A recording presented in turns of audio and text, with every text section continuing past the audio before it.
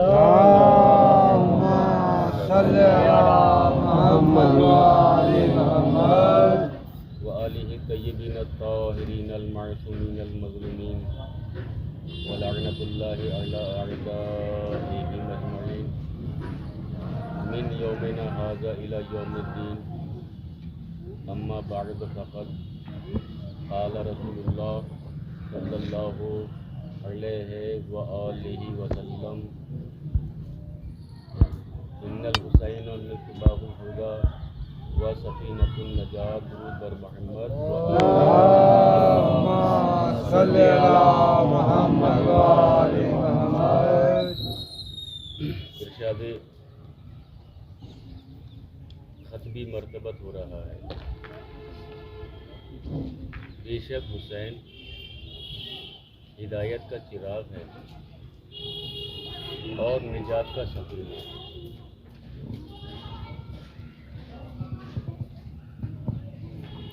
حسین نے اپنی قربانی پیش کر کے اپنے لہو سے جس چراغ کو وہ روشنی دے دی کبھی مدھم نہیں ہو سکتا.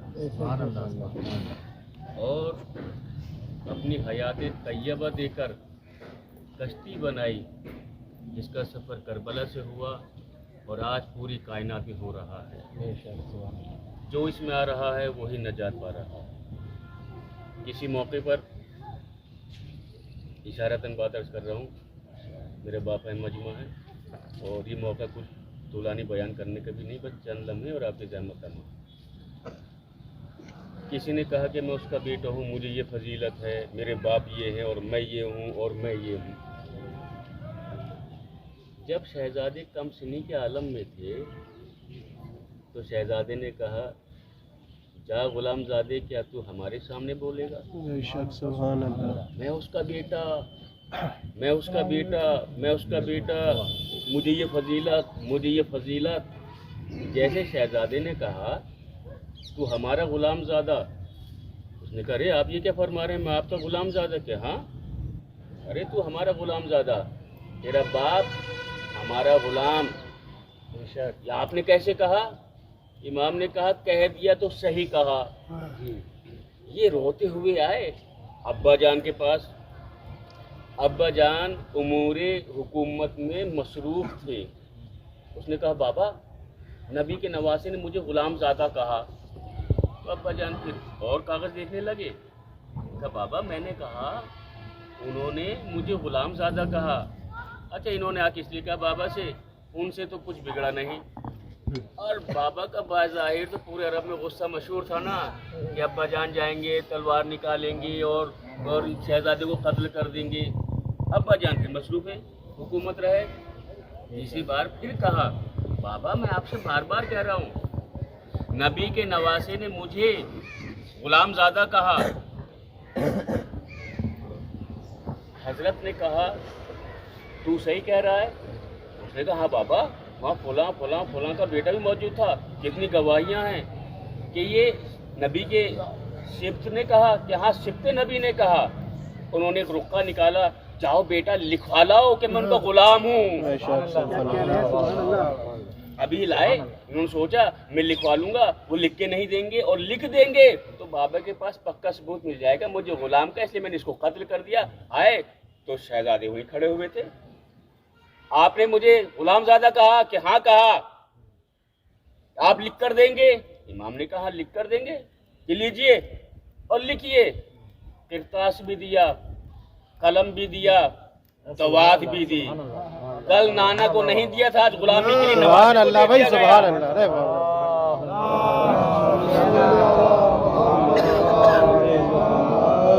شہزادے نے لیا. نبی کے نواسے نے اپنے مبارک ہاتھوں سے اسے غلامی کی سند دے دی. اب ان کے کندھے اونچے تھے، اب تو بابا کو دے دیں گے، بس وہ ثبوت مل جائے گا، پھر تو کیا ہے نبی کے نواسے کی گردن جدا ہو جائے گی. بابا لکھیے. نبی کے نواسے نے لکھ دیا. بغور پڑھا، پڑھ کے غصہ نہیں ہوئے، مسکرائے. اور جتنے بھی حکومت کے کام میں مصروف تھے سب سے کہا سب اپنا اپنا ہاتھ روک لو. سب نے بھائی हाकिम का हुक्म था, अपने अपना हाथ रोक लिया, काम छोड़ दिया। जी हुजूर फरमाइए। कहा देखो, नबी के नवासे ने मुझे अपना गुलाम कहा है, ये नबी के नवासे की सनद, लेकिन मैं वसीयत कर रहा हूं कि जब मैं मर जाऊं तो नबी के नवासे की ये तहरीर मेरी कब्र में रख देना। लोगों ने कहा वो क्यों? कहा इसलिए कि नबी के नवासे ने मुझे अपना गुलाम कहा, जिसे नबी का नवासा अपना गुलाम कह दे वो जन्नत के अलावा दोजख में नहीं जा सकता। बेशक बेशक। अब अजीज़ान ग्रामी, हो सकता है यहाँ लोगों के जहनों में गलत फहमी आ जाए कि जब नबी के नवासे ने लिख दिया तो हमारा गुलाम, उन्होंने भी वसीयत कर दी मेरे इस रुखे को मेरी कब्र में रख देना, मेरी शफात हो जाएगी, मैं जन्नत चला जाऊंगा। लेकिन ये गलत है। रिवायत सही है लेकिन तसव्वुर गलत है। अजीज़ान ग्रामी, नबी के नवासे ने गुलामी की सनद दी है, बख्शिश का परवाना नहीं दिया है। मोहम्मद वाले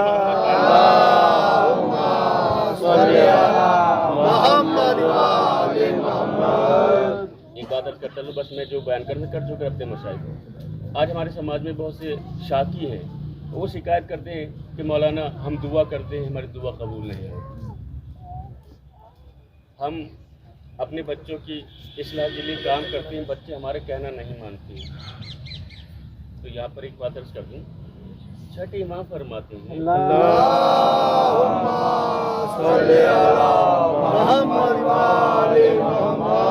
इंशाअल्लाह सबके काम आएगी। यही बात हमारे काम आने वाली है, सब लोगों के भी और मेरे कौम के बच्चों के लिए भी।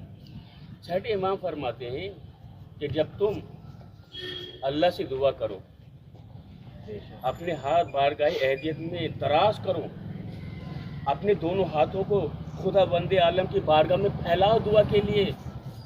तो जब दुआ करो तो 3 मरतबा हम मोहम्मद और आली मोहम्मद पे दुरूद पढ़ना। बेशक बेशक। उसके बाद बारगाह खुदा बंदी में दुआ करना, फिर 3 मरतबा हम मोहम्मद और आली मोहम्मद अलैहिस्सलाम पे दुरूद पढ़ना। इंशाअल्लाह दुआ रद्द नहीं।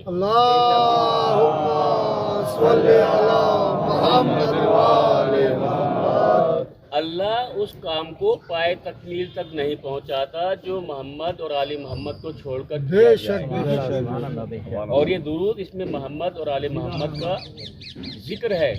और छठे इमाम ये फरमाते हैं कि मोहम्मद और आली मोहम्मद पे दुरूद पढ़ने से बड़ा कोई कार्य खैर नहीं, इससे बड़ी कोई नेकी नहीं, इससे बड़ा कोई खैर नहीं, इससे बड़ी कोई अच्छाई नहीं। इमाम फरमाते हैं। अच्छा, फिर इसी दुआ के हवाले से इमाम फरमाते हैं कि लोगों ने देखा होगा कि कभी अल्लाह दुआ कबूल कर लेता है और कभी अल्लाह दुआ कबूल नहीं करता।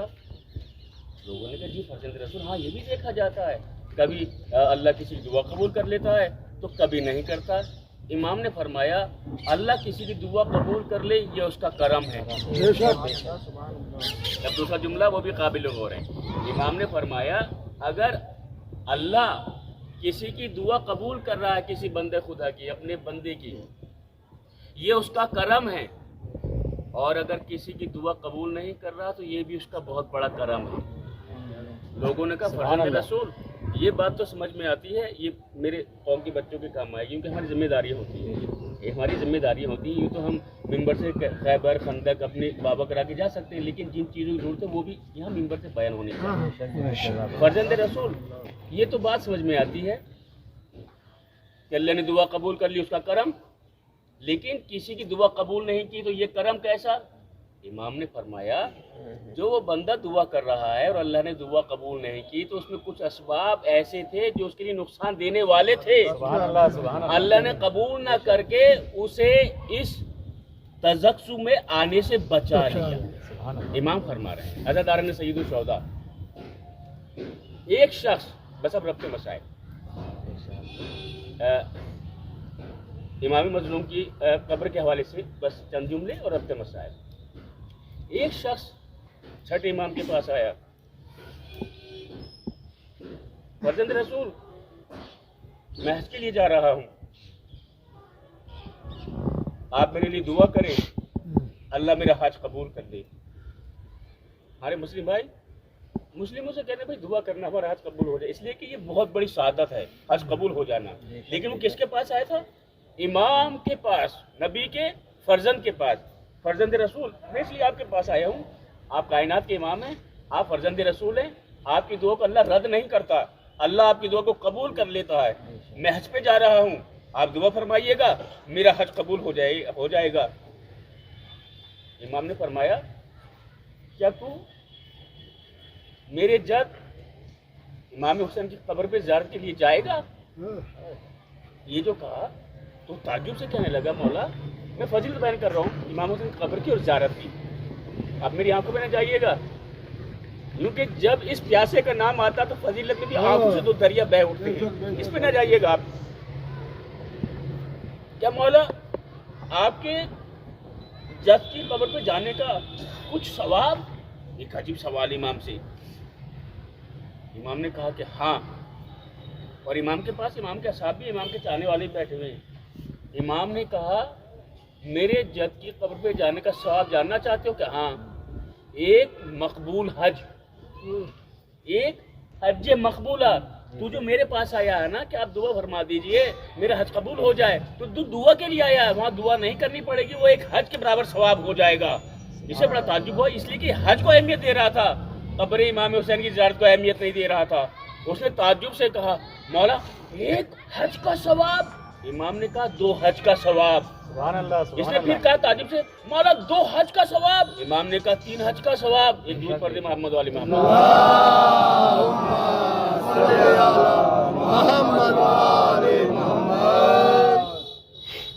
امام نے پھر کہا 4 حج کا ثواب۔ اس نے تعجب سے کہا مولا 4 حج کا ثواب امام حسین کی قبر کی زیارت کا؟ امام نے کہا 5 حج کا ثواب۔ کہا مولا 5 حج کا ثواب؟ امام نے پھر کہا 6 حج کا ثواب۔ کہا مولا 6 حج کا ثواب؟ امام نے کہا 7 حج کا ثواب، اور قبول ہوا، ہماری مہر لگی ہوئی۔ کہا مولا بس خاموش ہو گیا اور چلا گیا، یہ تو چلا گیا۔ اب وہ چاہنے والے، وہ اصحاب، وہ عاشق فرتے مسرت سے مسکرانے لگے، مولا آپ کا بہت بہت کرم کہ آپ نے اپنے جد امجد کی قبر کی زیارت کا اتنا شرف بتایا، آج ہمیں علم ہوا کہ امام حسین کی زیارت کا اتنا شرف، یہ تو ہم جانتے ہیں امام حسین کی زیارت کا بہت شرف ہے، لیکن فرزند رسول آپ کی زبان مبارک سے آج پتہ لگا کتنا شرف ہے اور کتنا ثواب ہے۔ 7 حج آپ کے دادا کی جو زیارت کرے گا قبر کی، امام نے کہا 70 حج کا ثواب۔ امام نے سے کہا کہ مولا 70 حج کا ثواب؟ تو پھر آپ نے اس سے کیوں نہیں کہا؟ جب اس نے کہا تو آپ نے کہا 1 حج کا ثواب، پھر اس نے تعجب سے کہا تو آپ نے کہا 2 حج کا ثواب، پھر اس نے تعجب سے اور کہا تو آپ نے کہا 3 حج کا ثواب، پھر اس نے تعجب سے کہا آپ نے 4 حج کا ثواب، پھر تعجب سے پوچھا آپ نے کہا 5 حج کا ثواب، پھر تعجب سے پوچھا آپ نے کہا 6 حج کا ثواب، پھر تعجب سے پوچھا آپ نے کہا 7 حج کا ثواب۔ پھر وہ خاموش ہو گیا، چلا گیا، تو وہ خاموش ہو گیا، اگر پوچھتا رہتا تو بتاتا رہتا کتنا ثواب۔ تو کہا مولا پھر آپ نے پہلے کیوں نہیں بتا دیا 70 حج کا ثواب اس کو؟ کہ نہیں، میں اس کو پہلے بتا دیتا 70 حج کا ثواب وہ برداشت نہیں کر پاتا، یہی مر جاتا۔ آپ میں اور ان میں فرق ہے۔ تو کہا مولا 70 حج کا ثواب؟ تمام اصحاب فرتے مسرت سے جھومنے لگے، امام مظلوم کی زیارت کا 70 حج کا ثواب، اور امام نے فرمایا مقبول حج، حج مقبولہ۔ امام نے کہا زیارت کا 70 حج کا ثواب نہیں، بلکہ جب ظاہر امام حسین اپنے گھر سے چلے گا تو ایک ایک قدم پہ 70 حج کا ثواب لکھا جائے گا۔ عزادارِ سید الشہداء، یہ ایام امام حسین کی مصیبتوں کے دن ہیں، یہ اسیران کربلا کی مصیبتوں کے دن ہیں۔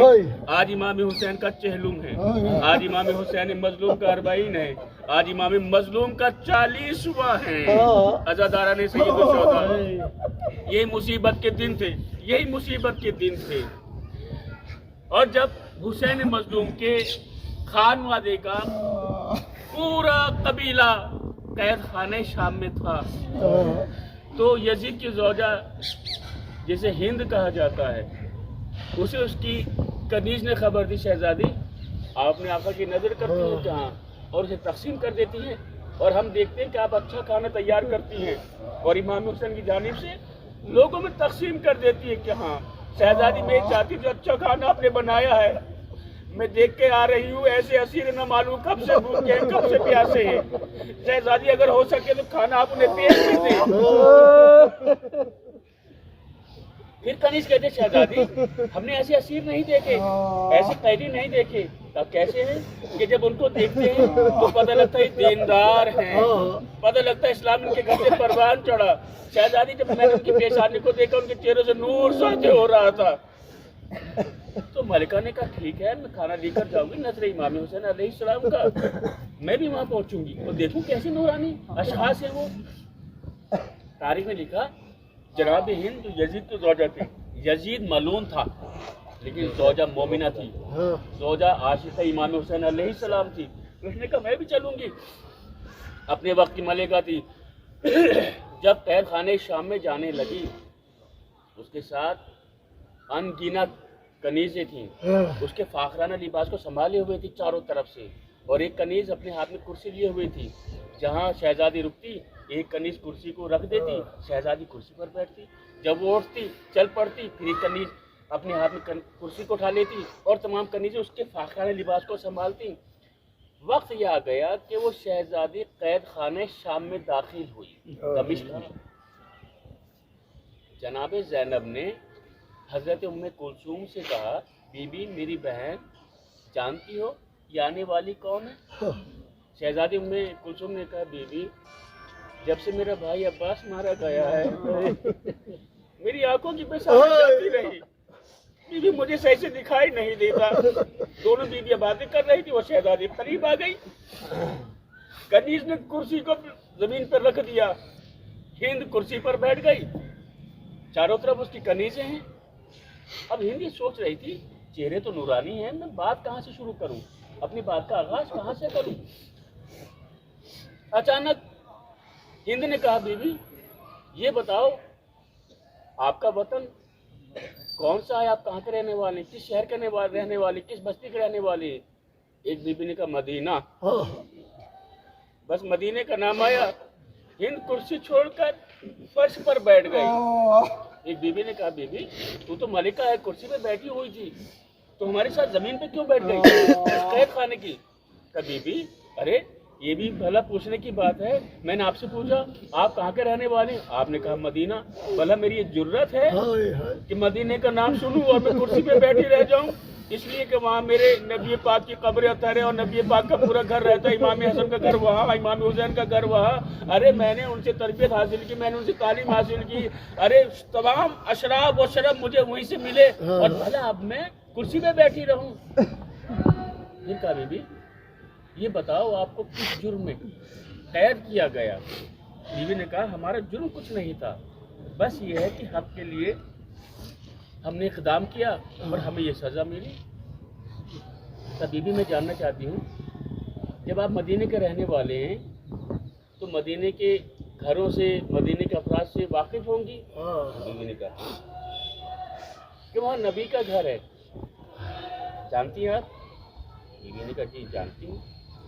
وہاں نبی کا چھوٹا نواسا ہے حسین، جس سے پورا مدینہ منور رہتا ہے، جانتی ہیں آپ؟ بیوی نے کہا جانتی ہوں۔ بیوی ان کی ایک بہن ہے زینب، جانتی ہیں آپ؟ ہاں جانتی ہوں۔ بیوی وہ میری شہزادی ہیں۔ بیوی ان کی ایک دوسری بہن ہے ام کلثوم، جانتی ہیں آپ؟ بیوی نے کہا ہاں جانتی ہوں۔ بیوی ان کا ایک شیر جگر بھائی عباس، جانتی ہیں آپ؟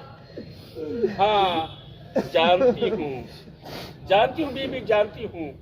کبھی بھی سب کے بارے میں جانتی ہے کہ ہاں جو اب کس حال میں ہیں، میں ان کی نظر دیتی ہوں، نظر کا کھانا لے کر آئے تھے۔ بیوی نے کہا ہند اب آئندہ سلامتی کی نظر مت دلانا۔ کہا کیوں بیوی؟ کہ تو نے جو اب تک نظر دلائی امام حسین کی سلامتی کی دلائی ہے، لیکن اب حسین شہید ہو چکے ہیں۔ ابھی بھی آپ کے فرما رہے کہ ہاں کیا تو نے مجھے نہیں پہچانا؟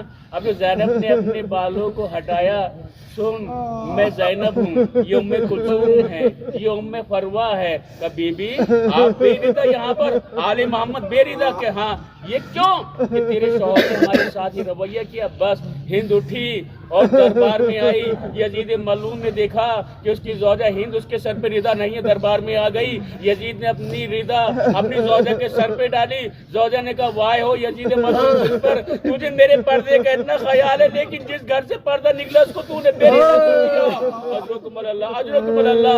اب قید خانہ شام سے رہائی ہوئی، یہ سب قید خانہ شام سے کربلا آئے۔ سید سجاد نے بابا کی قبر پہ مرثیہ پڑھا، بابا میں زنجیروں میں بندھا ہوا تھا، بابا میرے ہاتھوں میں بیڑیاں تھی، بابا میں آپ کی قبر سے دور رہا۔ اجرکم اللہ، اجرکم اللہ۔ جب آپ مدینے آئے ہیں نا، جب مدینے میں آئے تو سید سجاد اپنے بیٹے محمد باقر سے پوچھتے بیٹا باقر جی بابا تم کربلا میں موجود تھے؟ جی بابا موجود تھا. کہا دیکھو مجھ پہ خشی تاری تھی بیٹا جب تم کربلا میں تھے کیا تم نے کچھ دیکھا؟ محمد باقر نے کہا بابا میں نے دیکھا اور بہت کچھ دیکھا. کہا بیٹا بتاؤ کیا دیکھا؟ اب محمد باقر مصائب بیان کر رہے ہیں. سید سجاد مصائب امام حسین سن رہے ہیں. سید سجاد سے محمد باقر نے کہا بابا میں نے دیکھا کبھی آپ کے والد ماجد میرے دادا علی اصغر کا لاشا لا رہے تھے, کبھی علی اکبر کا لاشا لا رہے تھے, کبھی عباس کا لا رہے تھے. اے بابا پورا گھر لٹ گیا, یتیمہ سکینہ کے گوشوارے چھینے گئے, ہمارے خیام جلا دیے گئے اور ہمیں اسیر کر دیا گیا. سیعلم الذین ظلموا ای منقلبین الذین ینقلبون. ماتم حسین.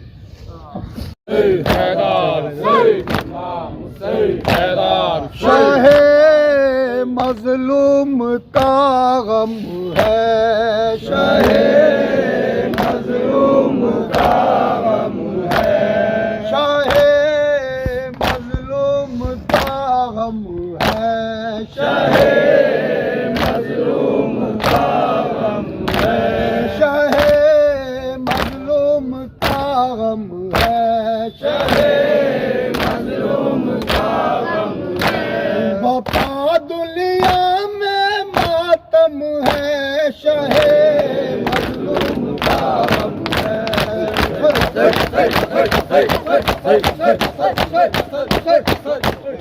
السلام علیکم.